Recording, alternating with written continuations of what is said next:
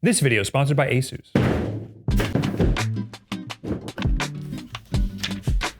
Whoa.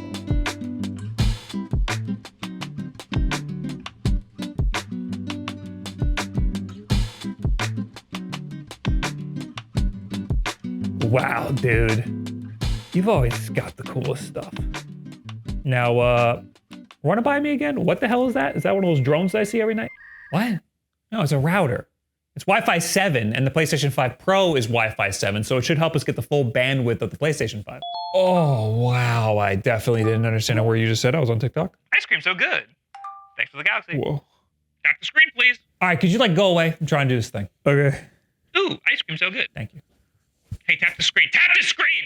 Networking technology has changed a lot. A lot of new consumer electronics, like, for example, this PlayStation 5 Pro, have a lot of new tech in it that a lot of home networks aren't fully utilizing. I recently reviewed the PlayStation 5 Pro, and in that video I mentioned that the original PlayStation 5 was only capable of Wi-Fi 6, which means if your router is also Wi-Fi 6, you can get peak theoretical speeds of 9.6 gigabits per second. Now that's still an insane amount of speed. Most people's internet speed doesn't even go up that high. But if you have a lot of devices on your network, or you want to transfer a lot of data between devices within that network, like for example, if you have a data storage server for all of your old video footage, or you have like a PlayStation Portal you want to play, better Wi-Fi could help. A PS5 Pro is capable of the newer Wi-Fi 7, which is capable of theoretical speeds up to 46 gigabits per second. That is just under 5 times faster than Wi-Fi 6. Kind of way overkill for a game console, but that's the world we're living in these days. Wi-Fi 7 is very new to the market. I don't know of any routers that are capable of speeds that high. Hell, I don't even have any devices that are Wi-Fi 7 in my house other than the PlayStation 5 Pro. Do not expect Wi-Fi 7 to just instantly make your internet faster. You're gonna be bottlenecked by your ISP's speeds. You're never gonna reach speeds as high as what Wi-Fi 7 is capable of. But that extra little bit of bandwidth could help smooth things out a little bit within your network. Of course, the easiest way to get the most consistent internet for your home network is just to hardwire everything. But that's not always possible. I don't really want to run a cable from my router downstairs to my living room where my consoles are. The convenience to quality ratio here is leaning heavily towards Wi-Fi in this scenario and in most scenarios. I think the only devices that I have hardwired in my house are my streaming setups and my gaming PC, and that's it. If you're in the market for a new router, you don't 100% need Wi-Fi 7, even if you have the new PlayStation 5 Pro. Wi-Fi 7 is for the nerds who want to future-proof themselves or want to take their new tech and push it to its absolute limits. Most people just end up using the router that their cable company provides them, and that one's like fine, but it could be way better. Hey, whoa there, buddy. You talking trash about the router they gave me? I'm just saying it's like basic. Could be a lot better. Basic? It's easy. You call them up, they give you a window between 10 and 10, they come over at 9:59, they mess up your drywall, give you a new router, give your wife a kiss on the mouth, and then they leave. What's easier than that? You know you pay for that, right? It's on the bill. Which part? What were we talking about? I gotta get back. Okay. Yeah, have fun. Thank you. Thank you. See you later.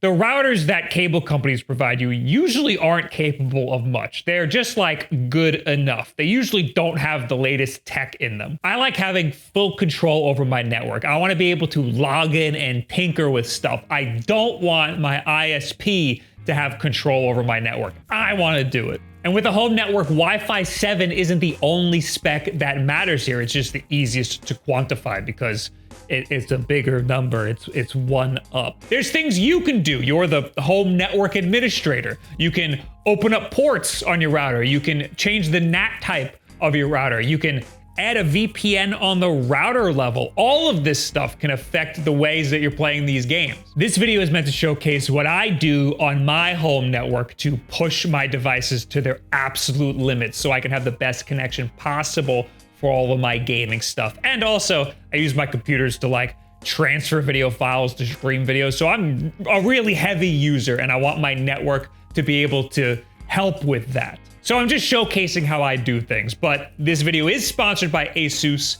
So we are gonna take a look at their new insane looking router. You're looking at the ROG Rapture GT-BE98 Pro. It is huge and scary looking. Look at the size of those antenna. This is capable of Wi-Fi speeds up to 30 gigabits per second, which is 2.4 times faster than Wi-Fi 6. Of course, that's if the devices support Wi-Fi 7. I think what's more impressive is the bandwidth, 320 megahertz, which is double the capacity of Wi-Fi 5 and 6. This means you can have a lot of stuff on your network, downloaded games, watching movies. This could be good for big family groups or just me and Hannah playing games at the same time. So that was my long preamble as to what Wi-Fi 7 is, how it's better, and how it could affect the PlayStation 5 Pro.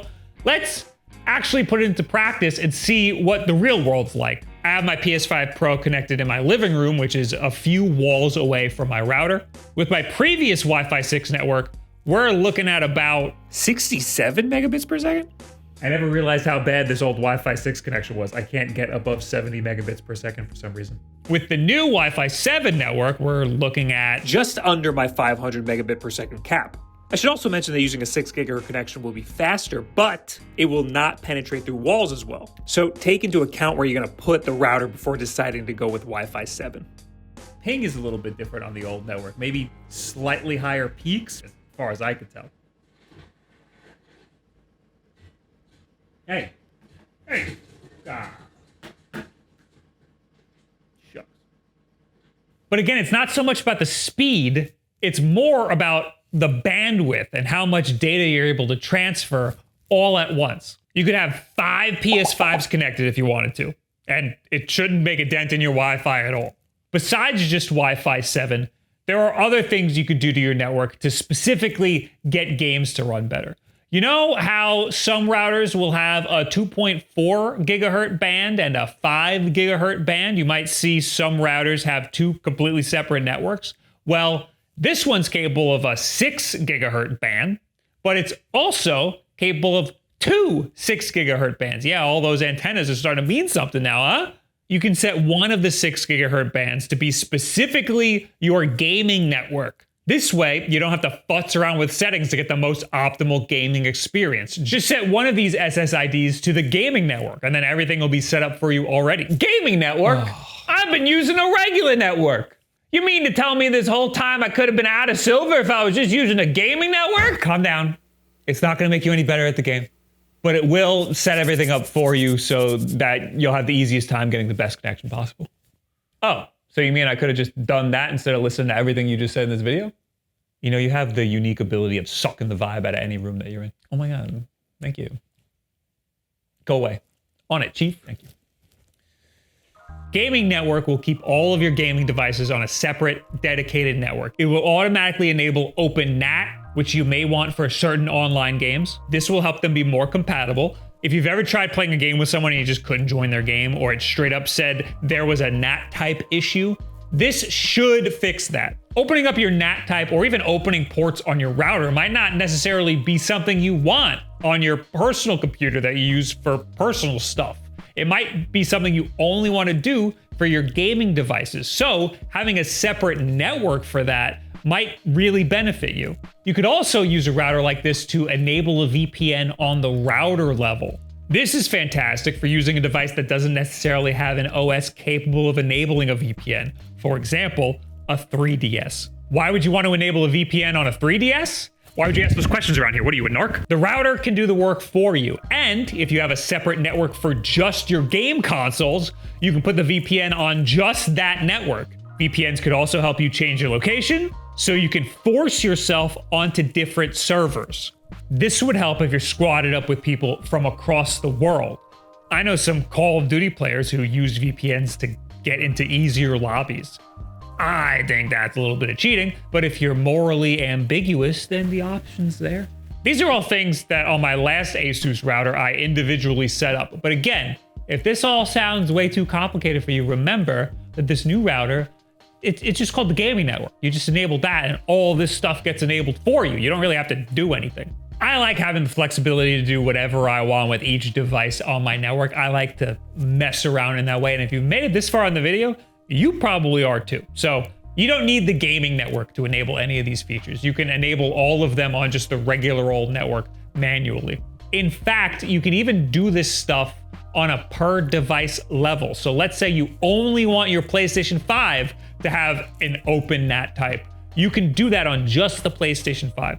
There's an option I've used many times before on my previous router, and I'm sure I'll be doing it here too, where you can choose your network and what games you want to play on that network, and it will open up just the right ports on just that device. I have Valorant and Warzone selected on my gaming PC to make sure that that connection is always at its best. Another thing I wanted to try with the Wi-Fi 7 router is PlayStation Portal connectivity. Now, the PlayStation Portal is only Wi-Fi 5, but I'm hoping that the connection between the PS5 Pro and the router will help the connection, at least on one end. I also think the gaming network will help here too, especially because this is a local connection, and this new Wi-Fi has the capability of being both really fast and have a really wide bandwidth. I started the test using Returnal because in my PS Portal review, I noticed that that game had a lot of particle effects that crushed the bitrate. So this actually took quite some time to figure out, some factory resetting and what have you, but we got the 6 gigahertz Wi-Fi 7 network working on the PlayStation Portal. Of course, it's not running at 6 gigahertz. It's going to be getting 5 at most, but it is the same network as the PlayStation 5 Pro, so we should be seeing at least a little bit of an improvement.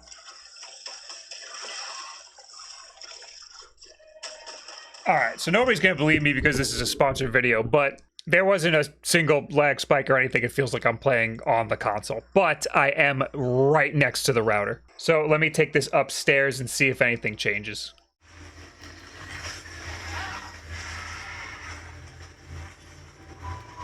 This still feels really good, and it shouldn't because Wi-Fi 7 is supposed to have worse wall penetration, but it seems pretty fine. I even found myself looking up at the screen sometimes and acting as if this was just a regular controller, and you can even see. I can't feel the lag at all. I also wanted to test Game of the Year Astrobot, because I'm familiar with playing that game on the Portal, and I was a little disappointed by some of the input lag while I was playing it previously. Those particle effects don't do anything. And I gotta say, this is pretty nice. This isn't going to turn me into a PlayStation Portal fan. I'd still rather play it on a dedicated device. But I think it definitely helps that the PlayStation 5 Pro has a pretty decent Wi-Fi connection right now. And I didn't have to run a cable. Having a good network is integral to your experience with the PlayStation Portal, because that's a device that is useless without a good network connection. However, since the PlayStation Portal is only Wi-Fi 5, all you really have to do to improve your connection is just hardwire your PlayStation 5. I know that's not always convenient for most people. Like for me, I don't want to run a cable, so I'm just going to make sure my Wi-Fi is the best that it could be. But if you did want to run a wire, this router has not 1, not 2, but 7 Ethernet ports. One will most likely be taken up by the WAN, but it has one specifically called the gaming port. Plug your PS5 into there for 10 gigabits per second speeds and gaming prioritization similar to the gaming network. This router also has special features for Asus devices.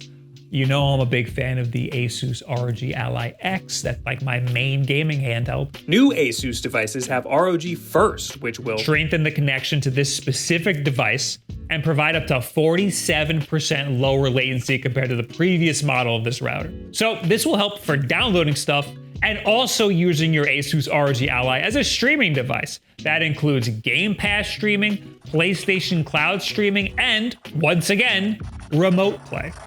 Although I gotta say, I do not recommend Chiaki over just regular remote play. So again, I don't know any other routers on the market that are capable of boosting your network to this degree. They didn't ask me to say that. This is just what I found by using the damn thing. The PlayStation 5 Pro is unique in its Wi-Fi 7 capabilities. Wi-Fi 7 has not been around for that long. The Asus ROG Rapture GT-BE98 Pro, that's a mouthful, is one of the only consumer routers that will get you close to maxing out your speeds in a multitude of different ways that I just spent 10 minutes explaining. Is it 100% necessary to play Fortnite? Absolutely not. Video games only require a stable connection and like 10 to 15 megabits per second. This router is capable of 30 gigabits. I just know a lot of people watching this, especially if you made it this far, are interested in getting the most out of their gadgets, not just for the optimal gaming experience, but because it's just fun to push these things to their limits. Hey, is the Wi-Fi good now? Can I use it now? Yes, everything's good now. You just need to switch all the devices in the house from the old network to the new one. Like, everything? Yes, all the devices in the whole house. Great! I'll start with the cameras in the kitchen and the bathroom. What? Cameras? All the cameras are hardwired. Check out the link in the description below if you're interested in the ROG Rapture GT-BE98 Pro, and thank you Asus for sponsoring this video. I do sponsorships every week, and I know a lot of you really appreciate my sponsor segments, so I hope you appreciate one big sponsor segment. But truly, I wouldn't be able to do this if it wasn't for these sponsors. YouTube ad revenue does not pay the bills. And I really wouldn't be able to do this if it wasn't for you guys watching those sponsor segments. So thank you very much. So what do you guys think about this network I got going on for myself? What do you think about the speeds of the PlayStation 5 Pro? What do you think about this new Asus Wi-Fi 7 router? And what can I do differently to boost the speeds of the network that I have currently? I only pay for like 500 megabits per second. That's enough to transfer video files pretty quickly. Gaming is just fine. I will say though, that around here in New York, the friggin' ISP is sometimes just turning it off just whenever they feel like it. I have been trying to hook up a second phone as a secondary WAN, and these routers have some sort of capacity to do that, and I'm still trying to figure it out. Anyway, leave it in the comments below, add me on Twitter or Blue Sky, and any and all this other social media garbage. Thank you, Asus, again. Of course, the most important thing you can do to help us, subscribe and share this video with a friend who maybe you're always playing games with, and their ping is astronomical. Thank you very much. Have yourself a very good week. And a happy and a healthy.